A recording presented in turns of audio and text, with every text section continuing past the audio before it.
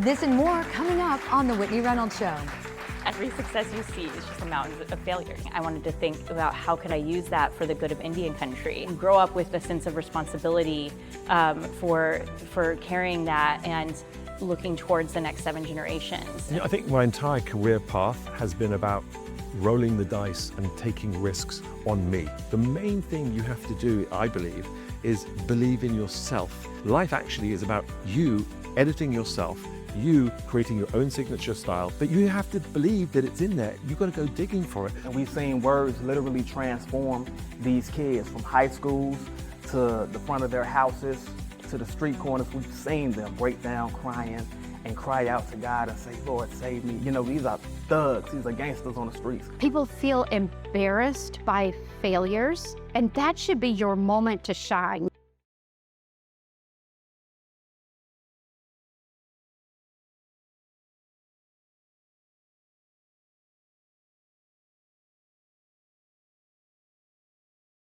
Hello and welcome to The Whitney Reynolds Show. We are sure glad you have found us.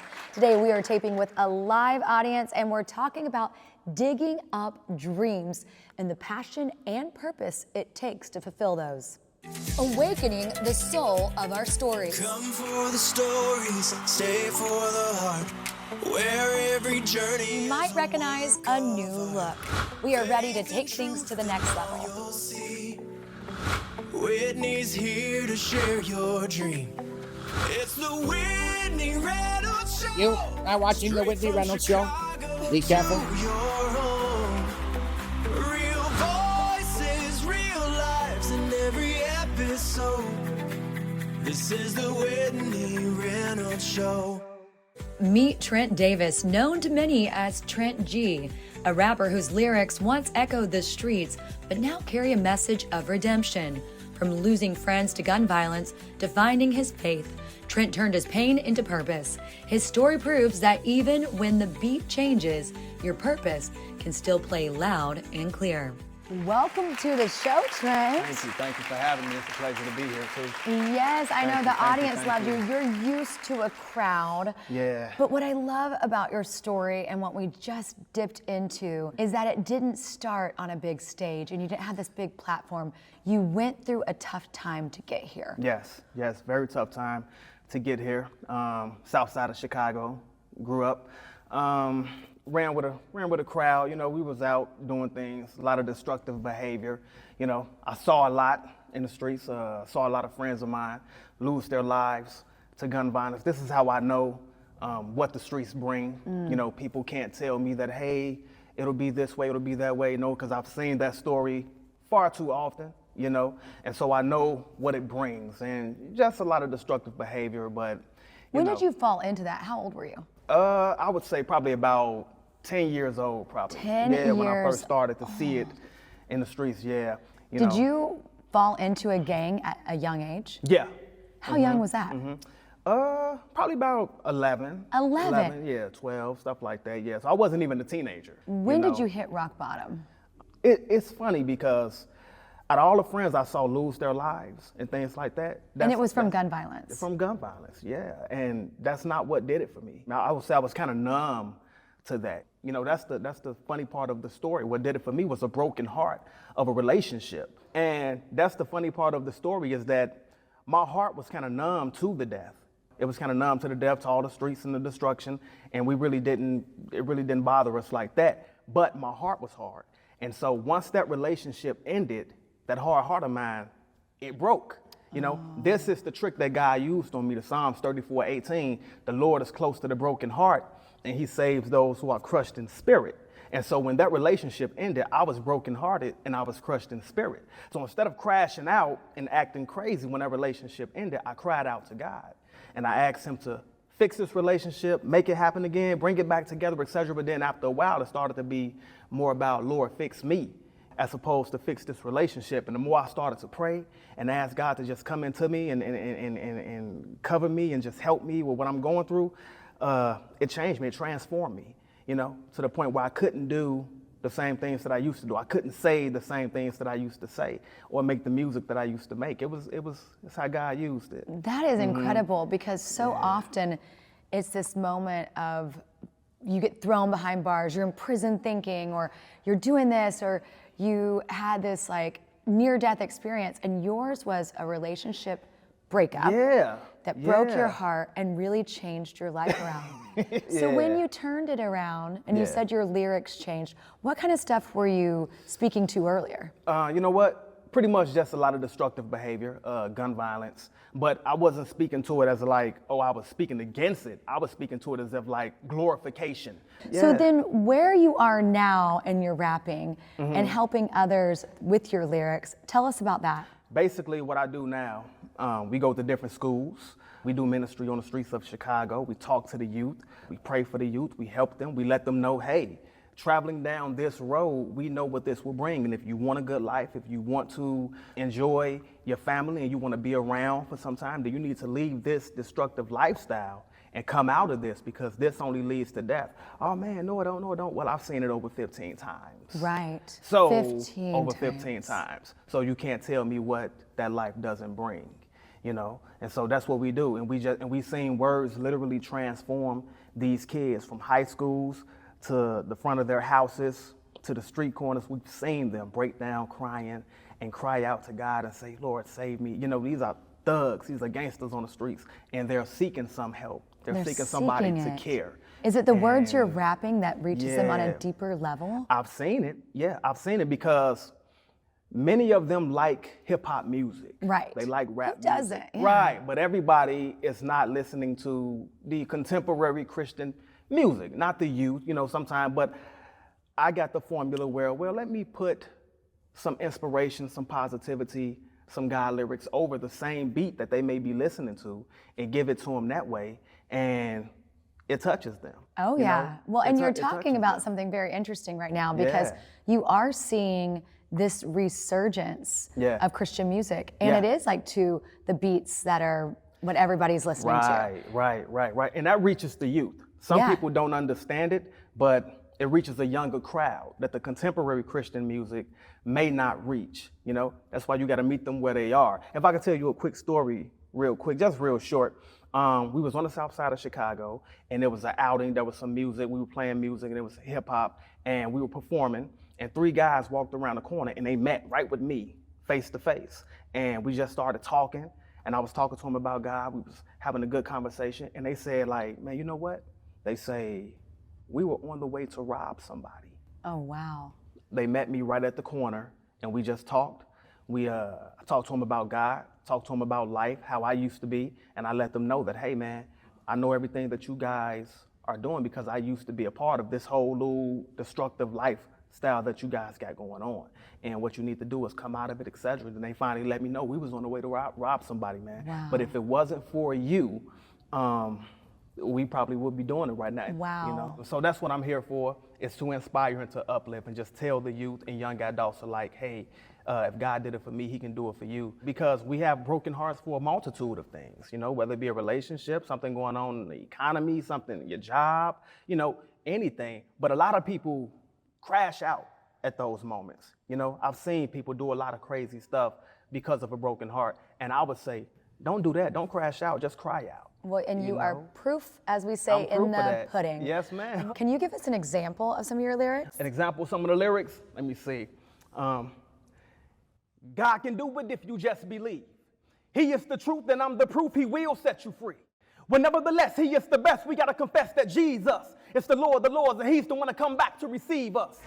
Wow, the crowd is going nuts. I mean, you have some fans out there. I appreciate it. Yes. And now, fashion icon and storyteller Nigel Barker joins us. From America's Next Top Model and Project Runway to bold new adventures, he shares how betting on yourself, doing the work, and building the right team can turn dreams into a signature life. Well, we are talking digging up dreams. Some people might recognize you as a familiar face from Project Runway and some other things that you have done in the past, but now you are really going deep on your entrepreneurial journey with this. Tell us what's going on. Well, you know, everyone is drinking, you know, espresso martinis. You may have noticed that all over the country, all over the world, the espresso martini has taken over. I created a podcast several years ago called the Shaken and Stirred Show. It was like a side kind of hustle for me that I wanted to mix cocktails, interview cool people and find out the stories and legends and myths behind, various cocktails. That led me to realizing just how popular espresso martinis were, but also how hard they were to make. Digging up dreams, Nigel Barker shows us what it's like to shift careers and go in a completely different direction and try something new. It took me 2 years to get the recipe perfect. I went through 77 coffees. We settled on a 100% Colombian espresso coffee, an Arabica bean. It's a 6-time distilled vodka. We distill our own vodka in Lansdale, Pennsylvania. It is also corn-based, which means it's gluten-free. All you guys have to do is get a shaker. I've got it filled with ice already. There is actually one step. So it's not 100% ready to drink, because in order to have that perfect espresso martini. Now guys, look.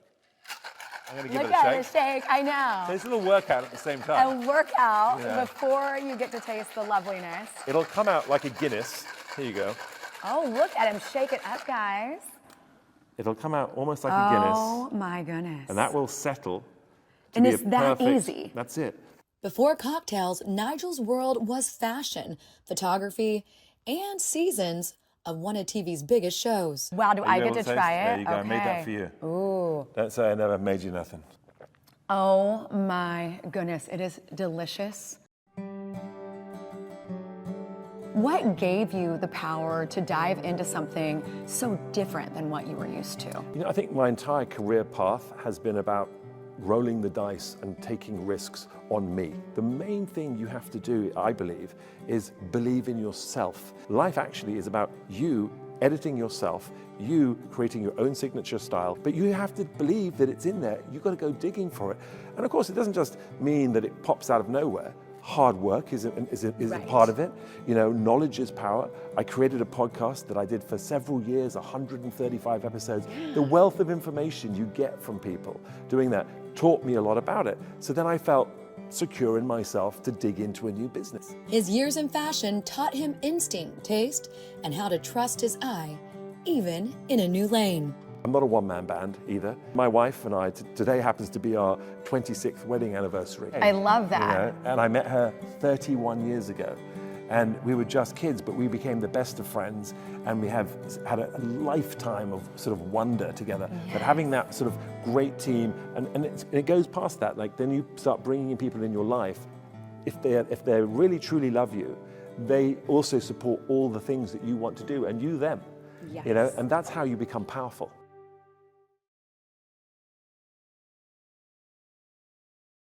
Next on deck, we have inventor and serial founder Betsy Four. From Wonder Wolf to co-founding Tiny Organics and the nonprofit Natives Rising, she's scaling purpose with results. Now she's recognized as one of the first Native American women to raise major funding. And she also recently made the Chicago Crane's 40 Under 40 list. Rooted in her Turtle Mountain Chippewa heritage, Betsy's mission is building for the next 7 generations. Betsy, welcome to the show. Thanks, Whitney. I'm so excited to be here. Yeah, we're talking about digging up dreams. And when we learned about your story and your history, you are really doing big things and taking others along with you. Thank you. I'm trying, yeah. So tell us about your journey.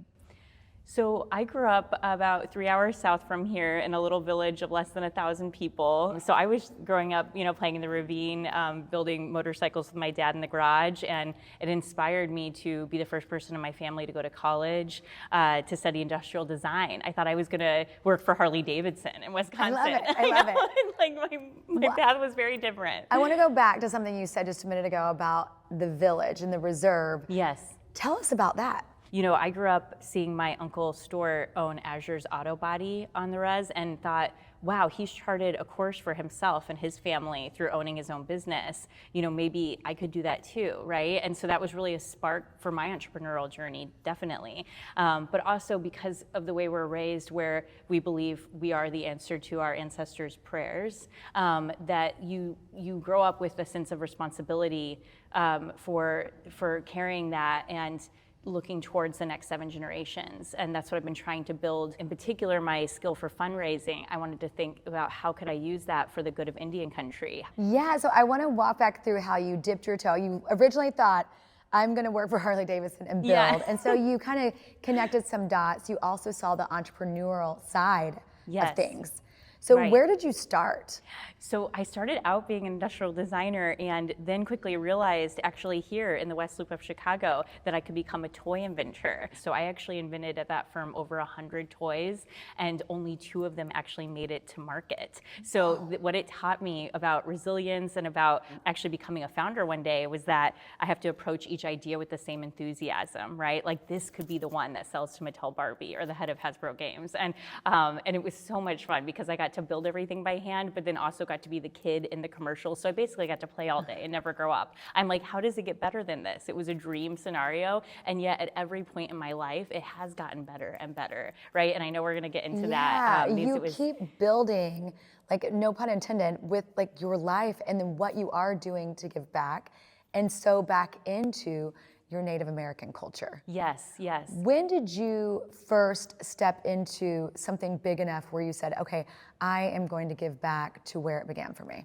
Well, I'll take you through a journey that I had of, I flew out to London, first in my family to go abroad, not knowing anyone, and walked into the office of Michael Acton Smith, the founder of Calm, the meditation app. You know, it was very not British of me to walk in the door. Like this was a very American thing to do and just think like, I'm gonna get a meeting with Michael, right? It took 5 times, right? I made friends with the front of house by the end, and I think he'd felt bad for me. He said, okay, you know, let her in.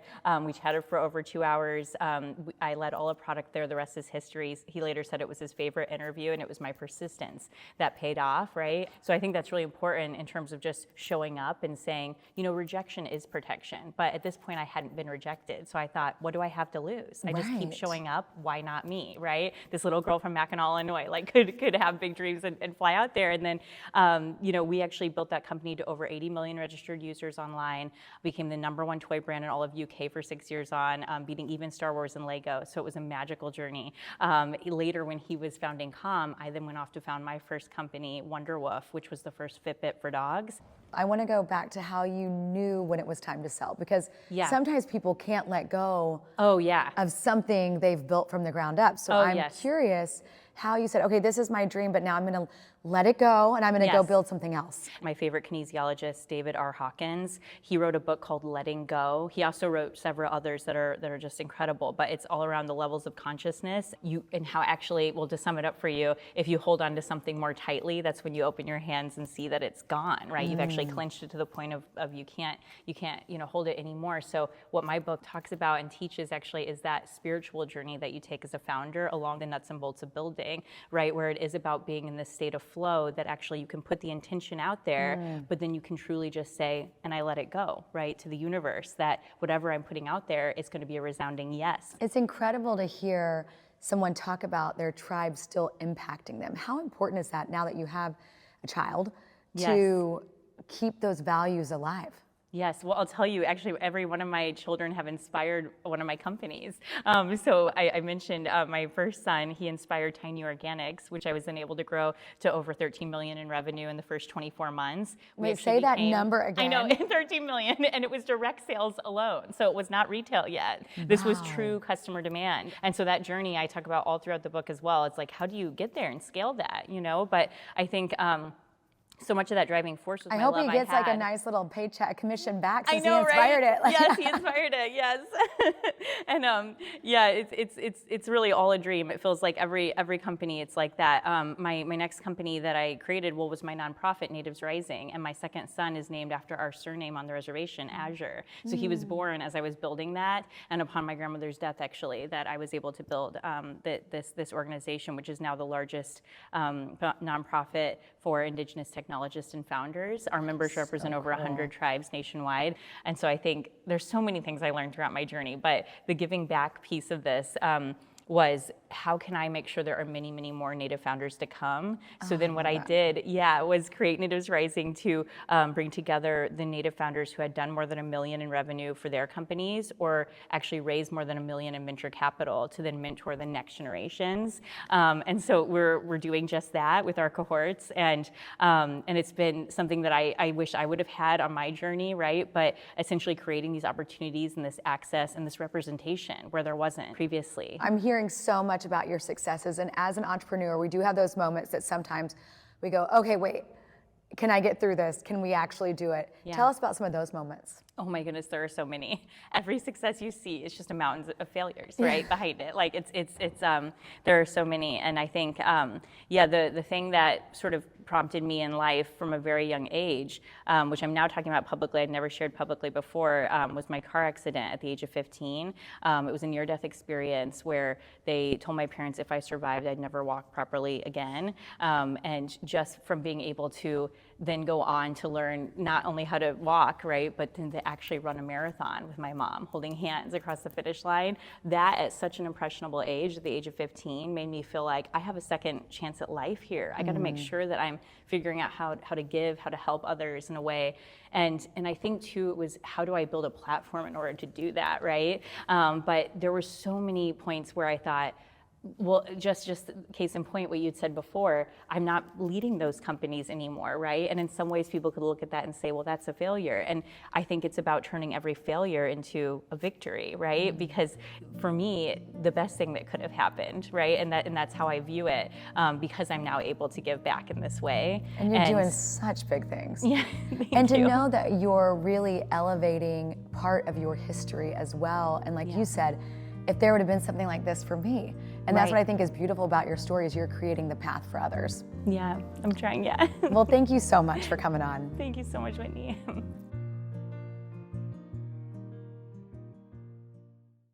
In a world where the racing industry tends to be more male-dominated, our next guest is really pushing the limit and reaching her dreams. Let's take a look.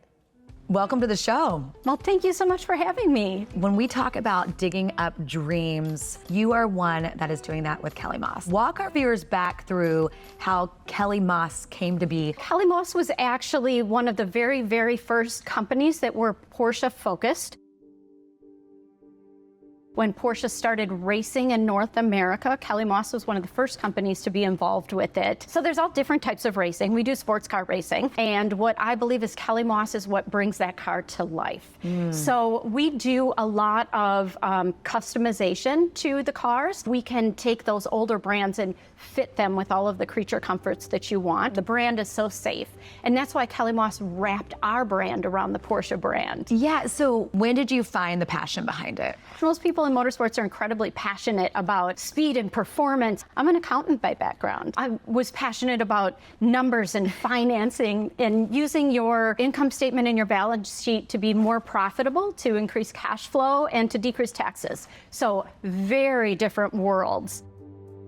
I'm such a firm believer that you take obstacles and use those to set your goals. People feel embarrassed by failures, and that should be your moment to shine. Like, if you feel that kind of embarrassed where you go inward and you want to push away from people, for me, that's a trigger. Like, pay attention, something amazing is going to happen right now, and use those moments to fuel your success as opposed to being ashamed of them. It's all something that actually pushes you forward if you learn to frame it appropriately. And because you are streaming with us today, you get digital extras from our experts. Today, we've been talking digging up dreams, and I am joined by Alicia Charay. Welcome to the show. Thank you for having me, Whitney. You know, when I think about dreaming, you and your husband have been visionaries for the next generation. Tell us about Children's Learning Place. Children's Learning Place is an early childhood educational facility here in Chicago. I started it a little over 27 years ago. My husband joined me a few years later, and we are here trying to educate the youth of Chicago, getting children to understand education and who they are at an earlier age so they can be better versions of themselves. Yeah, you believe in this full-heartedly. I've watched it firsthand because you take each center so personally. You just opened up a new location and you were so dedicated to it. It took years. It took new architecture. It took re-envisioning a space that was once, what was it before? It was an old furniture store. So an along old furniture Milwaukee store. Avenue. Yes, and then now the ribbon cutting this week, now you're welcoming the youngest learners in and saying, hey, we're going to take you by the hand and grow together. It's exciting to be with kids as early as infancy all the way up to the pre-K age. You get to see them say their first words. Their eyes light up when they taste their first foods. You get to see their excitement, seeing their creativity, seeing their minds work, seeing their excitement gives them a head start on who they are going to be as they grow. Yeah, as they start their dreaming. And before I let you go, because we do have you in as this expert role for digging up dreams, you are an entrepreneur. You now have grown to how many locations? We currently have 6 locations with the 7th in the workings. And that is a big task. And to have all these different kids in all the different neighborhoods, how have you been able to do it as an entrepreneur? Balance. That's okay. It's just that's balancing, a tricky word. right? Explain more. I'm a wife. I lead my team of over 200 staff members. Norm and I, we work collectively together. Not every husband and wife can say they work well together as a team. And it really does take a dedication and a good relationship with one another and our team to just find the balance. And that we try to remind our parents that you need to find the balance. Even though we're parents, even though we work 50, 60 hours a week, you still need to have family time, and you still need to have husband and wife time, and you still need to have you time. Thank you so much for coming on. Thank you, Whitney. Those old dreams, they're not lost. And those big dreams, they're not too scary. They are just waiting for you to bring them to life. Remember, your story matters.